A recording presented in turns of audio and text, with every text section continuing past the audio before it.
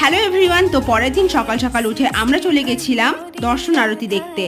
আর দেখো, দর্শন আরতি দেখে এসে আমি আর আমার বোনেরা একটু ড্রেস চেঞ্জ করে চলে এসেছিলাম মন্দিরের সামনে, কারণ এখন আমরা যাব শিলপ্রভুপাদের মন্দির দর্শন করতে। আর মায়াপুর থেকে আসার পর থেকেই না আমার গলার অবস্থা কিন্তু প্রচণ্ড খারাপ, প্রচণ্ড ঠান্ডা লেগে গেছে।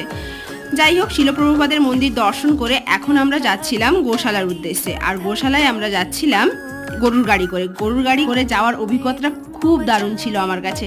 যাই হোক, সকলে বসে পড়েছি আর টুকটুক করে এগিয়ে যাচ্ছি গোশালার উদ্দেশ্যে। আর দেখো, গোশালায় আমরা পৌঁছে গেছি, পরিবেশটা খুবই শান্ত ছিল। আর দেখো, এখানে তো অনেক গোমাতা আছে। যাই হোক, আর শিংগুলো না অনেক বড় বড় ছিল, বেশ ভালো লাগছিল দেখতে।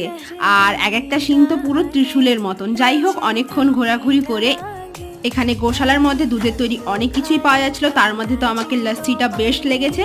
যাই হোক, আজকের জন্য টাটা।